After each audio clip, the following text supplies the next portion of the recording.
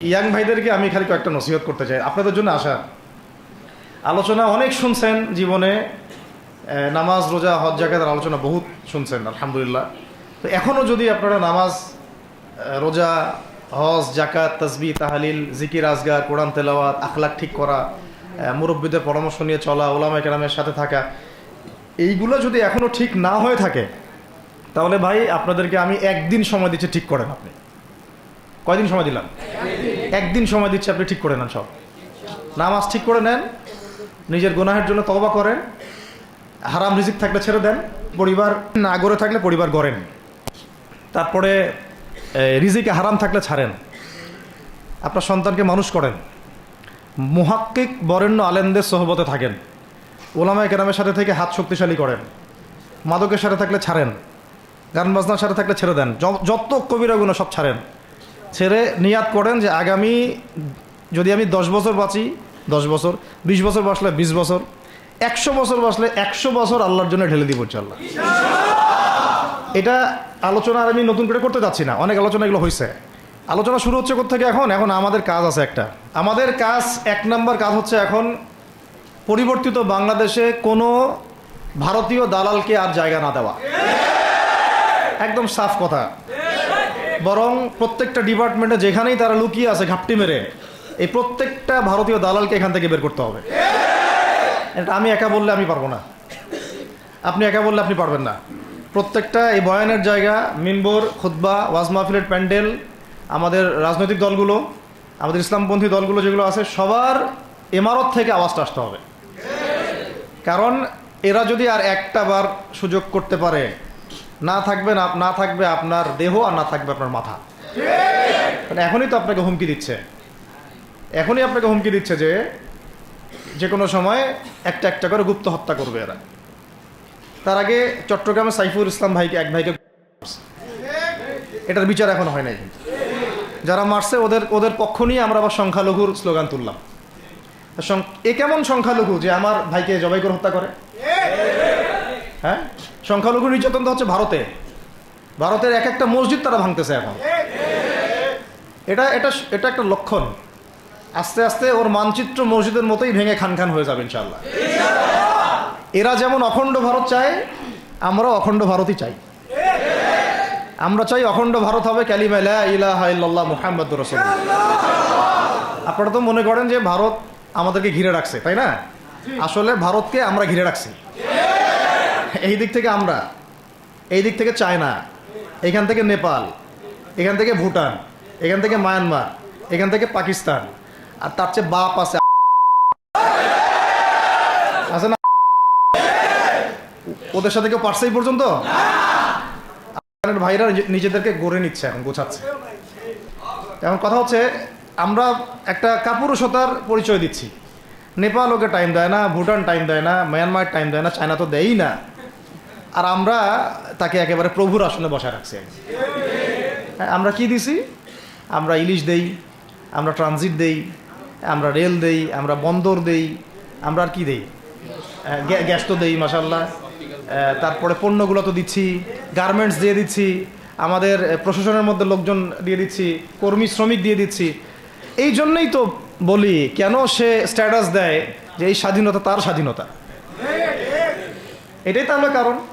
তার মানে তারা আমাদের সার্বভৌমত্বটাকে স্বীকার করে না, তাই না? তারা যদি আমাদের স্বাধীনতা সার্বভৌমত্বকে স্বীকার করতোই, তাহলে তো এরকম স্ট্যাটাস দিত না, দিত কি? তো এখন কথা হচ্ছে, আমরা মাথা নত করার জাতি না। আমাদের নবী মুহাম্মদ সাল্লাল্লাহু আলাইহি ওয়াসাল্লাম মাথা উঁচু করে দাওয়াতি কাজ করছেন। মার খেলেও কখনো তিনি মাথা নিচু করেন নাই। সাহাবায়ে কেরাম রাদিয়াল্লাহু আনহুম আজমাইন মাথা উঁচু করে দাওয়াতের কাজ করছেন, কারো সামনে মাথা নত করেন নাই ইল্লাল্লাহ, আল্লাহ ছাড়া। মার খেয়েছেন, হিজরত করতে হলে হিজরত করেছেন, কখনো মানুষ গালি দিয়েছে, গালি সহ্য করেছেন, কখনো মদিনা চলে যেতে হয়েছে, দেশ ছাড়তে হয়েছে, দেশ ছাড়ছেন, আবার কখনো ইসলামী রাষ্ট্র কায়েম করতে হয়েছে, রাষ্ট্রও কায়েম করছেন। জিহাদ করার দরকার, জিহাদও করছেন, কেতালের দরকার, কেতালও করছেন, আস্তে আস্তে মক্কা বিজয় করছেন, করেন নাই? সিরাত পড়তে হবে, সিরাতের ধারাগুলো আমাদেরকে বুঝতে হবে। এখন আমরা তো তার উত্তরসূরি, আমরা তাদের উত্তরসূরি। প্রথম কথা হচ্ছে আমরা আমাদের নতজানু মনোভাবটাকে আগে ত্যাগ করতে হবে, 1 নাম্বার। আর অতীতের জীবনের যে ভুল ত্রুটিগুলো দ্রুত সংশোধন করতে হবে। মানে এখন আর আমাদের হাতে অনেক লম্বা সময় আছে এমন না বিষয়গুলো। কত কি যে দ্রুত হয়ে যাবে আপনি হয়তো ভাবতেও পারবেন না। বিশ্বটা খুব দ্রুত চেঞ্জ হচ্ছে। এই অল্প সময়ের মধ্যে আপনার ভাইরা দাঁড়ায় গেছে, অল্প সময়ের মধ্যে দেখলেন যে পরিবর্তন হয়ে যাচ্ছে। তারপরে আপনি কয়দিন পরে দেখবেন ইনশাআল্লাহ যে এই আপনার অবস্থাও পরিবর্তন হবে ইনশাআল্লাহ। তখন এরা আবার কি বলবে? যোদ্ধা। তখন ঠিকই বলবে যোদ্ধা। এখন বলতেছে বিদ্রোহী, বলতেছে। তো একটা বিষয় আগে বলে নেই, এটা বোঝার দরকার আছে যে দেখেন যে অবস্থা চলতেছে সেখানে কিন্তু আমাদের তাবলিগের মেহনতটা মূল না, সেখানে আমাদের মেহনতটা মূল, তাই না বিষয়টা? ওখানে তো সবাই, ওখানে বোম পড়তেছে, ওখানে কি সবাই তাবলিগের মেহনত করবে? অস্ত্র হাতে নেওয়া ফরজ। এটা বোঝার জন্য আপনার তো মুফতি হওয়ার দরকার নেই। হ্যাঁ, আবার তখন কি শুধু তাবলিগটা ফরজ ছিল, না ওদের হামলা প্রতিরোধ করা ফরজ ছিল? ফরজ ছিল। একই অবস্থা হয়েছে, কিন্তু বাংলাদেশে এখন সেই অবস্থাটা নাই। কিন্তু বাংলাদেশে তাবলিগের মেহনত, আমর বিল মারুফ নাহি আনিল মুনকারের মেহনত তো চলবে। মানে তাবলিগের মেহনত, দাওয়াতের মেহনতটা চলবে। যদি কখনো বাংলাদেশে দেখা যায় যে দেশের শত্রুরা বা দিনের শত্রুরা বা উগ্রবাদীরা এই দেশের স্বাধীনতা সার্বভৌমত্বের উপর আক্রমণ করে, তখন কি আমাদের উপরে জিহাদ ফরজ হবে কিনা? এখন যদি তাই হয়, এখন আপনাদের কি মনে হয় এটার সম্ভাবনা আছে না নাই? এটুকু ইন্টেলেকচুয়াল অবস্থা তো আপনাদের আছে, এটার সম্ভাবনাও হতে পারে, আজ হোক কাল হোক, হতেই পারে। তখন আমার প্রিপারেশনটা কী হবে সেটা আমাকে এখন জানতে হবে। আমার প্রিপারেশনটা কী হওয়া উচিত? প্রথম প্রিপারেশন হওয়া উচিত আগের সমস্ত জিন্দগিতে যা করছি নিজেকে আল্লাহর দিকে ফিরাই নিয়ে আসা। এটা প্রথম কাজ।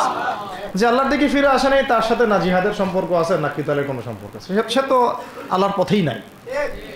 তো প্রিয় যুবক ভাইরা, আগে প্রথম কথা হচ্ছে আগে আপনি আল্লাহর দিকে ফিরে আসেন, 1 নাম্বার। দ্বিতীয় কথা হচ্ছে এরপরে আমাদের প্রয়োজন শারীরিক প্রস্তুতি। শারীরিক প্রস্তুতি যেমনটা বললাম যে কোনো অবস্থাতেই আলেম ওলামাদেরকে, দায়ীদেরকে, মুফতিদেরকে, মুহাদ্দিসদেরকে, মাদ্রাসার শিক্ষকদেরকে, খতিবদেরকে ভিতরে ঢুকতে দেওয়া যাবে না।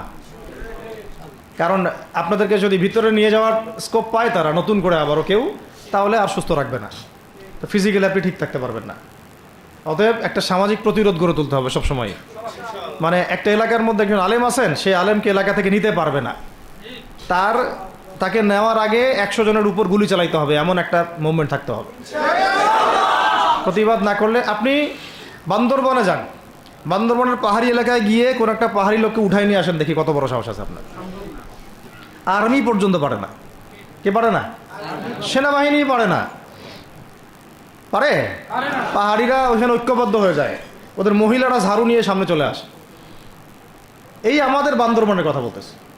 ওখানে যে কুকিচিং একটা ফ্রন্ট গঠন করছে সশস্ত্র বিদ্রোহীরা, ওই অংশটুকুকে নিয়ে একটা মাস্টার প্ল্যান আছে ওদের। ওই অংশটুকুতে তারা একটা খ্রিস্টান রাজ্য বা আলাদা একটা পাহাড়িদেরকে নিয়ে একটা রাষ্ট্র প্রতিষ্ঠা করতে চায়। এটা ওদের স্বপ্ন আর কি। এই উদ্দেশ্যে তারা হাঁটতেছে এবং তারা অস্ট্রেল ভাষায় কথা বলে। ওখানে তারা পতাকা বানাইছে, মানচিত্র বানাইছে, এমনকি লাস্ট টাইম আমরা ওখানে গিয়ে শুনলাম যে মুদ্রাও নাকি বানাচ্ছে। মুদ্রা হাসতেছেন? বিষয়টা কত ডিপ। আমাদের রাষ্ট্রে যে কত সমস্যা, আর জানি না যারা দায়িত্বে আছে তারা কি করতেছে, আসলে কোন দিকটা সামাল দিচ্ছে। অর্থনৈতিক দিকটা দেখবে, না এই পাহাড়ি এলাকার সমস্যাগুলো মেটাবে, নাকি আমাদের মুসলিম উম্মার অভ্যন্তরীণ সমস্যাটা মেটাবে, না শহীদ ভাইদের খবর নিবে, না পঙ্গু ভাইরা যারা পড়ে আছে হাসপাতালে তাদের খবর নিবে? সিনেমা দেখতে বসে গেছে। কোন আক্কেলে সিনেমা দেখেন আপনি? আপনার সিনেমা দেখার সময় কোথায়? আপনার সিনেমা দেখার সময় কোথায়? এই যে যতগুলো ভাই শহীদ হয়েছে তাদের পরিবারের খোঁজখবর নেওয়া লাগবে না? এবং যতগুলো ভাই এখন হাসপাতালে কাতরাচ্ছে তাদের সঙ্গে হাজার হাজার ছাত্র ভাই, তাদের চিকিৎসা করানো লাগবে না? যত মানুষকে গুম করা হয়েছে ওদেরকে মুক্ত করা লাগবে না? তারাও তো জানে এটা অন্যায়, এবং যারা করে তারাও বলে এটা অন্যায়। জানেন, যারা করে তারাও বলে এটা অন্যায়। এবং আমাকেও বলেছিল যে, আমি জিজ্ঞাসা করেছিলাম যে আমাকে যদি মানে প্রকাশ্য কোর্টে চালান করে দেওয়া হয় এবং জাতির সামনে বলা হয় যে আমাকে গুম করা হয়েছে, এবং এরপর যদি বলা হয় যে আমাকে গুম করার পরে কোনো রকমের নেগেটিভ কিছু পাওয়া যায় নাই, তাই আমরা ছেড়ে দিয়েছি, এই কথাটা কি বলা যাবে কি যাবে না? তারা বলছে যে না, এটা বলা যাবে না, কারণ এই কাজটা তো মানবতা বিরোধী অপরাধ, এটা করলে তো বললে তো সবাই আবার বুঝে ফেলবে। তো এই হলো অবস্থা। ওখানে আমরা বুঝেছি যে বাংলাদেশের প্রশাসনে দুইটা ভাগ আছে। একটা ভাগ হচ্ছে মারাত্মক রকমের ইসলাম প্রিয় এবং দেশপ্রেমিক, মাশাআল্লাহ, আমরা তাদেরকে স্যালুট জানাই, মাশাআল্লাহ। কিন্তু আপনারা ভুল জায়গায় শ্রম দিচ্ছেন, আপনারা ভুল জায়গায় মেধা, শ্রম এবং আপনাদের জীবন নষ্ট করতেছেন। আপনাদের থাকা দরকার ছিল ওলামায়ে কেরামদের সাথে, তাহলে আপনাদেরকে টক্কর দিয়ে কেউ সামনে যেতে পারতো না। আপনারা খালিদ বিন ওয়ালিদ হতে পারতেন আমাদের, আপনারা কিন্তু ওমর ইবনুল খাত্তাব হতে পারতেন। ওইখানে ঢুকে আপনারা শুধুমাত্র দুনিয়ার স্বার্থে সব নষ্ট করতেছেন। আমাদেরকে বলা হচ্ছে হুজুর বদদোয়া করিয়েন না, হুজুর ছেড়ে দিচ্ছেন, আমাদেরকে বদদোয়া দিয়েন না আবার বের হয়ে। আমাদের চাকরি এটা, ডিউটি এটা। এক ভাই আমাকে কোরআন এনে দিয়েছিল, নির্জনতা তো, ওখানে নির্জনতার সঙ্গী হচ্ছে কোরআন, কোরআন এবং নামাজ। তো এক ভাই দেখেছে আমি একটু নির্জন, মন খারাপ বসে আছে, একটা কোরআন নিয়ে এসে দিয়েছে, হুজুর কোরআন পড়েন আপনি, মন ভালো হবে। আর একজন এসে কোরআন নিয়ে চলে গেছে। কোরআন পড়ে ওখানে যদি আপনি আবার উল্টাপাল্টা কিছু করেন, ওদের নিয়ম নাই কোরআন দেওয়ার, কোরআন দেওয়ার কি নাই, নিয়ম নাই। তো এই হলো অবস্থা। কথা হচ্ছে যে এই ভাইদেরকে মুক্ত করাও তো তাদের কাজ ছিল। যে ওলামায়ে কেরামদের একজনের উপরে 3টা 4টা 5টা 10টা করে মামলা এখনো ঝুলতেছে, তাদেরকে মুক্ত করা উচিত ছিল না? আর এই পুরো জুলুমের পিছনে যত জালেম ইনভলভ ছিল তাদেরকে আইডেন্টিফাই করে ভিতরে ঢুকানো উচিত ছিল না? হয়েছে সব কিছু? তো এই জিনিসগুলোর মধ্যে অনেক গ্যাপস আছে। এগুলো যদি এভাবে চলতে থাকে তাহলে আগামীতে আমরা যারা ইসলামিক রাজনীতি করব বলে চিন্তা করতেছি বা ইসলামকে রাষ্ট্র ক্ষমতায় নিতে চাই, আমরাও কিন্তু বেগ পাবো, আর কি ভালো রকমের বেগ পাইতে হবে। আর বিগত সময় আমরা অনেক ভুল করছি, যেমন মন খারাপ করেন না, এগুলো আমরা ভুল করছি। এই যে আমরা সেকুলারদেরকে অনেক বিশ্বাস করে ফেলছি, ওদের সাথে জোট করতে গেছি, ঠিক আছে, ওদেরকে আমরা ভাই বোন করার চেষ্টা করছি। আসলে এদের সাথে আর কাফেরদের সাথে কোনো পার্থক্য নেই। সেকুলারিজমে যারা আছে আর কুফার যারা, এদের মধ্যে কোনো পার্থক্য নেই। ওই কালিমা পড়া না পড়ার পার্থক্য, তো বাকি আপনার পিঠে ছুরি এরাও মারবে ওরাও মারবে। আর আমি ছোট মানুষ, ছোট জায়গা থেকে বলতে চাই যে আমাদের যে ওলামায়ে কেরামগণ মাঠে আছেন, যে রাজনৈতিক দলগুলো আপনারা মাঠে আছেন, এবার আপনারা কোনো রুটির টুকরার জন্য লড়বেন না, এবার পুরা রুটি নিয়ে লড়বেন। প্রত্যেক আসনে প্রার্থী দিবেন আপনারা, যেহেতু এর বাইরে সিস্টেম, এখন অন্য সিস্টেমে যাওয়ার সুযোগ হচ্ছে না, তাহলে পুরা রুটিটার জন্য লড়তে হবে আপনাদের। আমাদের টার্গেট হচ্ছে এখন একটা ইসলামপন্থী সরকারকে রাষ্ট্র ক্ষমতায় নিয়ে যাওয়া, এটা আমাদের একটা প্রধান টার্গেট। এখন আমাদের এজেন্ডা স্পষ্ট, কোনো গোপন এজেন্ডা নাই। আমাদের কি নাই? কোনো গোপন এজেন্ডা নাই। আমরা চাই বাংলাদেশে এখন একটা ইসলামপন্থী রাষ্ট্র ব্যবস্থা গড়ে উঠুক, ইসলামপন্থী সরকার শাসন ক্ষমতায় আসুক।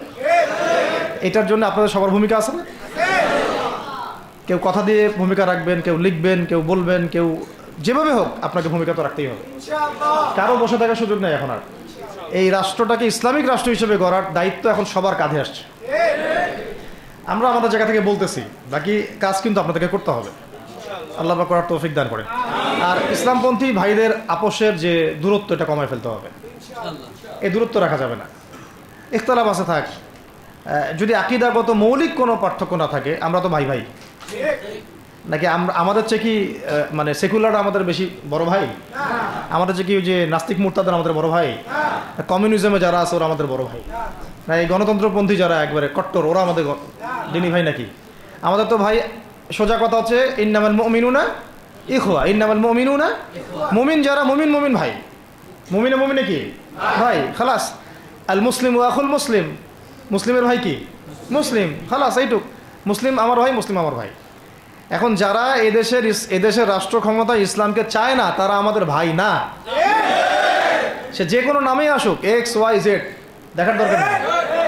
এক্স নামে আসুক, ওয়াই নামে আসুক, জেড নামে আসুক, যারা রাষ্ট্র ব্যবস্থা ইসলামকে চায় না, তারা আমার ভাই, খালাস, সোজা কথা। এবং রাষ্ট্র ব্যবস্থা ইসলাম চায় যে ভাইরা আমাদের, ওই ভাইদেরকে একসাথে থাকতে হবে। আল্লাহর কসম করে বলতেছি, ইনশাআল্লাহ যদি এই ভাইরা আমরা একসাথে থাকতে পারি, এর সাথে আমরা দায়ীরা, তালেবে ইলমরা এবং আপনারা তো যুব সমাজ আছেন, আমাদেরকে টক্কর দিয়ে বাংলাদেশের রাষ্ট্র ক্ষমতায় কেউ যাইতে পারবে না, ইনশাআল্লাহ। সবাইকে ভূমিকা রাখতে হবে। এখন অন্য আলোচনা চেয়ে এই আলোচনাটাই বেশি দরকার। অন্য আলোচনা অনেক শুনছেন জীবনে, এখন বাংলাদেশে দরকার একটা ইসলামপন্থী রাষ্ট্র ব্যবস্থা, এর বাইরে কোনো আলাপ নাই। এখন এটা প্রতিষ্ঠা করার জন্য কি করতে হবে সেটা ফিকির করে না। তো কি করতে হবে বলেন? প্রথম কথা হচ্ছে আমাদেরকে আগে বৈশ্বিক জালেমদেরকে চিহ্নিত করতে হবে। পুরো বিশ্বে কারা জালেম এটা কি চিন্তা করা বাকি আছে? পুরো বিশ্বের সবচেয়ে বড় জালেম যে সবচেয়ে বড় জালেম এটা চিন্তা কি আপনার বাকি আছে? এই কথা বলতে যে ভয় পায় তার তো নবীর ওয়ারিস হওয়ার দাবি করার উচিত না। এটা খোলামেলা, এটা সবাই জানে। সারা বিশ্বের জুলুমের কারখানা হচ্ছে, মানুষ ত্রাণ নিতে গেলে পর্যন্ত সেখানেও মানুষ হত্যা করছে। আমরা এটা দেখার মতো আর সাহসী নাই। অনলাইনে এগুলো আমাদের দেখতে গেলে যে বাচ্চাদের অবস্থাগুলো আমাদের চোখের সামনে আসে, আমি স্কিপ করে চলে যাই। হয়তো কতটুকু দোয়া করতে পারি আল্লাহ ভালো জানে। দোয়া করে কি করব? আমার দোয়ার তো তার দরকার নাই। আমার দোয়ার তার কি দরকার আছে? আমাদের মতো পাপী মানুষের দোয়া দিয়ে তার কি হবে? এখানে তো স্পষ্ট যে পুরো বিশ্বের জালেমের শক্তির কেন্দ্রস্থল কোনটা, সেখান থেকে সব মাস্টার প্ল্যান হচ্ছে। আর যদি ওই কোনো সেবা দাসকে আমরা ক্ষমতায় নিয়ে আসি, আমাদের ভুল হবে না? ছাত্র ভাইরা এই ভুলটা করছে, ছাত্র ভাইরা ভুলটা করছেন, কারণ আপনাদের দিনের জ্ঞানের বুঝের কারণে করছে, বুঝের অভাবের কারণে করছে। ঠিক আছে, ঠিক আছে, এখন যে মানে সম্ভাবনা শেষ হয়ে গেছে এমনও না। আর এখন সবাই প্রতিবাদের ভাষায় কথা বলতে পারে। একটা রেভলিউশন ঘটানোর মতো সিচুয়েশন বাংলাদেশে আছে।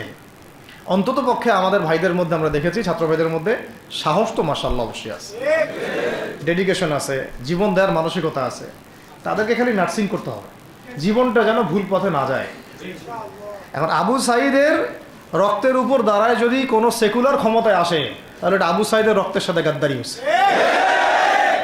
এই মুগ্ধদের রক্তের উপর সিঁড়ি বানায় যদি কোনো জাতীয়তাবাদীরা আর ওই সেই গণতন্ত্রপন্থীরা, ওই ইসলামের দুশ্মনরা, ওই ভারতের দালালরাই যদি ক্ষমতায় আসে, তাহলে এটা ওদের রক্তের সাথে গাদ্দারি হচ্ছে। এই গাদ্দারির মাফ হবে না। এইটা পলাশির যুদ্ধের চেয়ে বড় মির্জাফরি হয়েছে, এটা ৭১-এর চেয়ে বড় রাজাকারী হয়েছে। আপনারা বলেন যে দেখেন, ভালো করে বুঝেন, গুম হয়েছে এক শ্রেণী, আমার কথা মন খারাপ করে না, এক শ্রেণী হয়ে গেছে, এক শ্রেণীর শাপলা চত্বরে রক্ত দিছে, তাই নাই?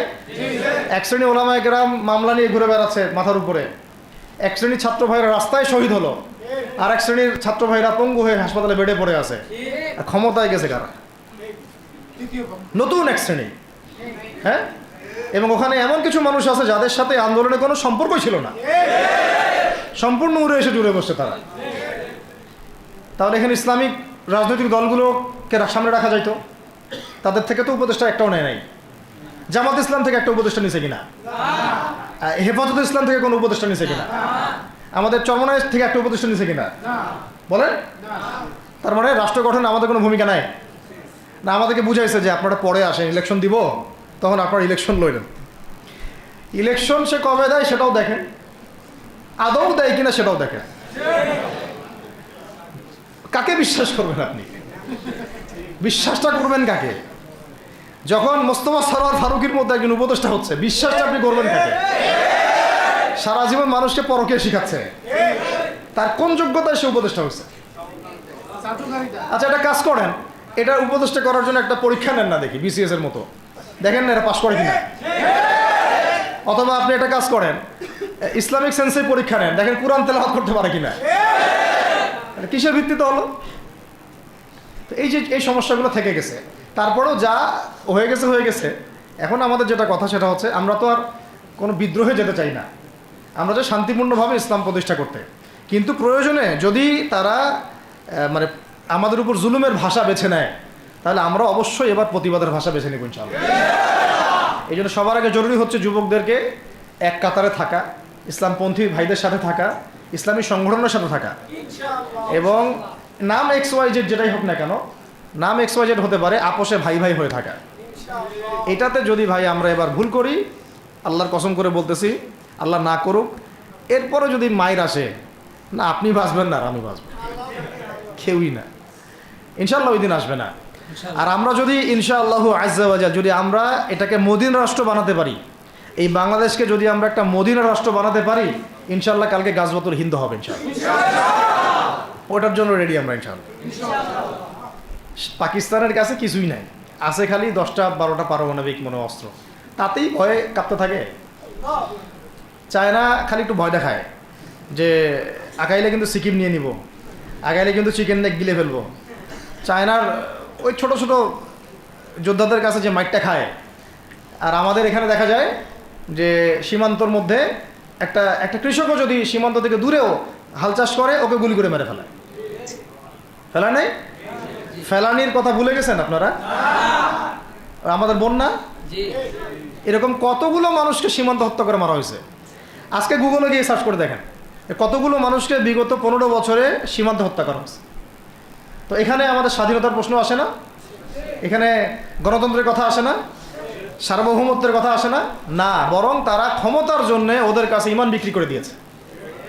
ক্ষমতার জন্যে এই উগ্রদের কাছে, মানে উগ্র হিন্দুত্ববাদীদের কাছে ওরা তাদের ইমান, ওদের আমল, ওদের তাকওয়া, ওদের দিন সব বিক্রি করে দিছে। এই জন্য আমি আগে বলেছি একটা লেকচারে যে আমরা যদি বিরিয়ানি খেতে চাই, আপনি যদি বিরিয়ানি খেতে চান, একটা পাত্র নেবেন কি না? আচ্ছা, পাত্রটা যদি ময়লা থাকে খাবেন? পাত্রে অনেক ময়লা আছে, আপনি কি ওইখানেই বিরিয়ানি ঢালবেন? তাহলে খাওয়া শুরু করবেন? সবার আগে আপনি কি করেন? এটাকে ধোন, পরিষ্কার করেন, তাই না?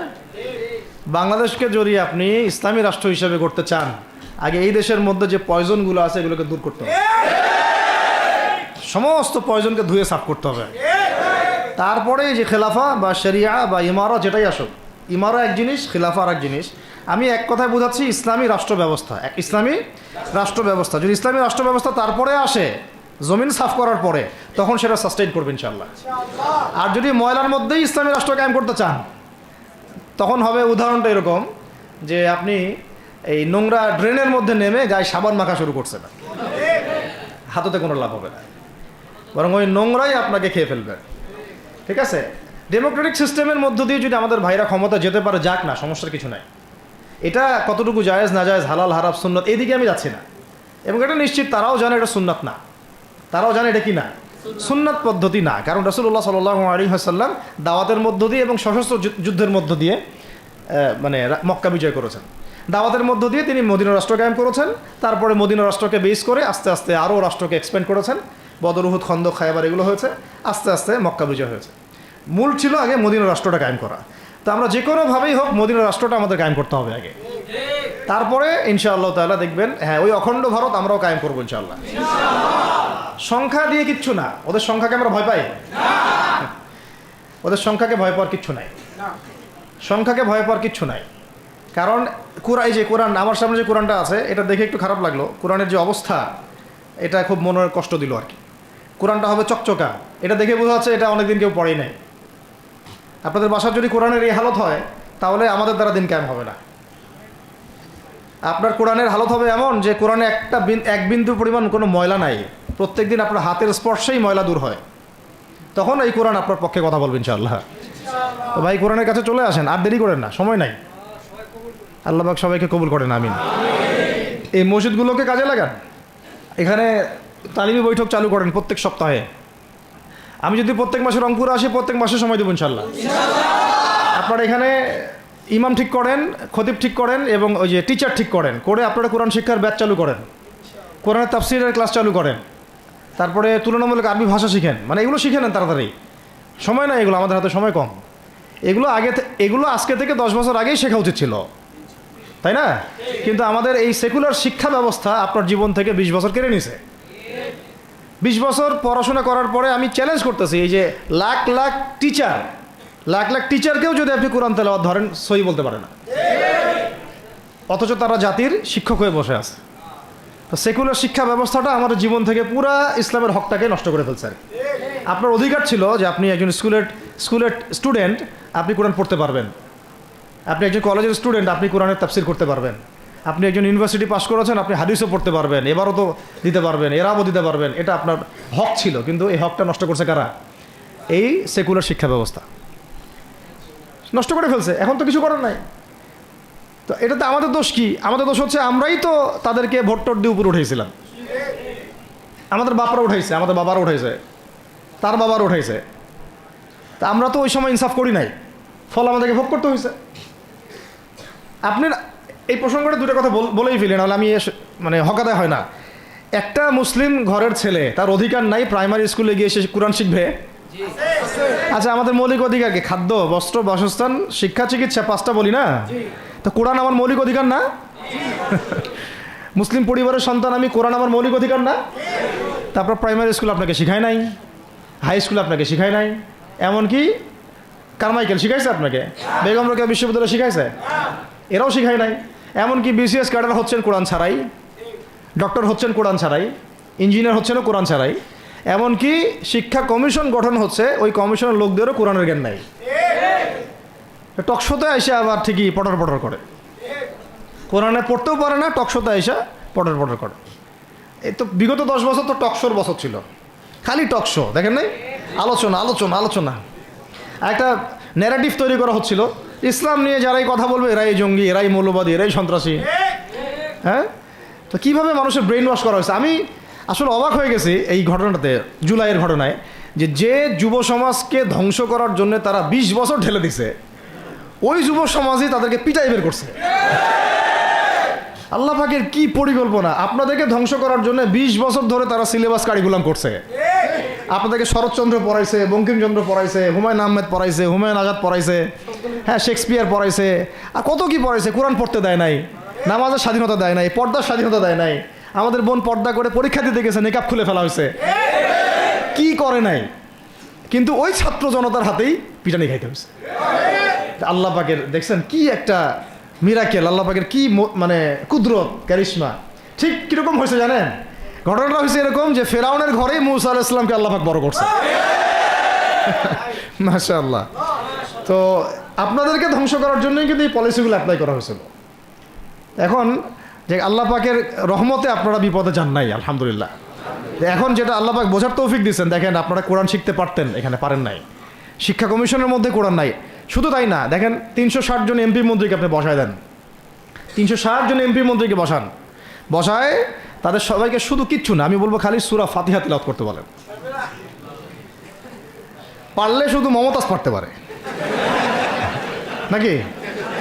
কারণ তার তো বুখারী মুসলিম সিয়াসিটা পড়া আছে, ওটা পড়া ছিল আর কি, এটা পড়া ছিল, তো হয়তো সে পারতে পারে না, পারলে তো ভালো, খারাপ কিছু না, ঠিক আছে। তো বাকি কেউ কিন্তু পারে না।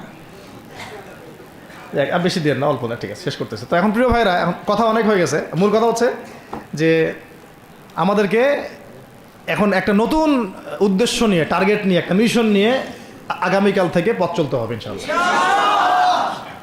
প্রথম গন্তব্যটা কি? আমরা বাংলাদেশকে একটা মদিনা রাষ্ট্র কায়েম করতে চাই।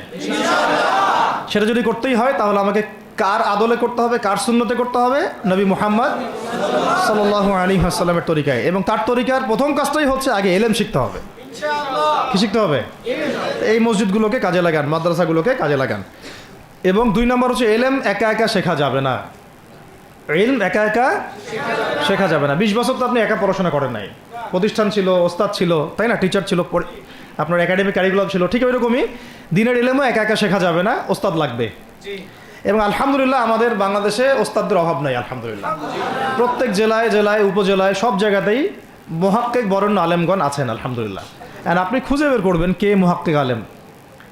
আমি কিছু মানে তাদের বৈশিষ্ট্য বলতে পারি যে তারা নিজেকে জাহির করেন না, বিনয়ী হন, অহংকারী হন না, তারা এত বেশি আইওয়াশ শোডাউন এত পছন্দ করেন না, নিজেকে আড়াল করার চেষ্টা করেন, হক কথা বলতে তারা ভয় করেন না। এবং তারা অনেক গভীর জ্ঞানের অধিকারী হওয়া সত্ত্বেও অনেক বেশি বিনয়ী হন আর কি। এগুলো দেখে আপনি চিনবেন, ঠিক আছে? আমাদের সালাফরা তো বলতেন যে মুহাক্কিক মানুষকে পাবেন 2 জায়গায়, এক হচ্ছে মাটির তলে, আর একটা হচ্ছে জেলখানায়, ঠিক আছে? তো যাই হোক, এখন অনেক বরেণ্য উলামায়ে কেরাম আমাদের সমাজে আছেন, তাদের যে কারোর সাথে অন্তত একজনের সাথে নিসবত রাখেন, অন্তত একজনের সাথে নিসবত রাখেন, ঠিক আছে? তো এটা আমাদের সৌভাগ্য আলহামদুলিল্লাহ যে বাংলাদেশে বহু মাদ্রাসা, বহু কওমি মাদ্রাসা, আলিয়া মাদ্রাসা, অনেক ধরনের মাদ্রাসা আছে। কিছু সংকীর্ণতা বা কিছু সমস্যা আমাদের মধ্যে থাকতে পারে, এটা যে কোনো জায়গায় থাকতে পারে, কিন্তু আলহামদুলিল্লাহ এই খেদমতটুকু আছে বলেই এখন পর্যন্ত দিন ইসলামকে তারা মিটাইতে পারে নাই, আলহামদুলিল্লাহ। তো এলেম শিখবো 1 নাম্বার। 2 নাম্বার হচ্ছে এলেম মুহাক্কিক কোন আলেমের সোহবতে শিখবো, একা একা শিখবো না। 3 নাম্বার হচ্ছে যা শিখবো আমলে নিয়ে আসতে হবে। কি বললাম? যা শিখবো আমলে নিয়ে চলে আসতে হবে, ফেলে রাখা যাবে না। আল্লাহ আমাকে তৌফিক দেন, আপনাদের সবাইকে তৌফিক দান করেন। 4 নাম্বার সময় কাজে লাগাইতে হবে, সময় কাজে লাগাইতে হবে। কোনো অবস্থাতেই আর হেলায় ফেলায় সময় নষ্ট করবো না, আমিও করবো না ইনশাল্লাহ, আপনারাও করবেন না ইনশাল্লাহ। 5 নাম্বার হচ্ছে নিজের প্রতিভাকে খুঁজে বের করবেন। সবাইকে আল্লাহ কিছু না কিছু প্রতিভা দিয়েছেন, প্রতিভা খুঁজে বের করে ইসলামের জন্য কাজে লাগাবেন। 6 নাম্বার হচ্ছে যাদের রিজিক হালাল তাদের তো আলহামদুলিল্লাহ কোনো সমস্যা নেই, যাদের হারাম রিজিক আজকে ছাড়তে হবে।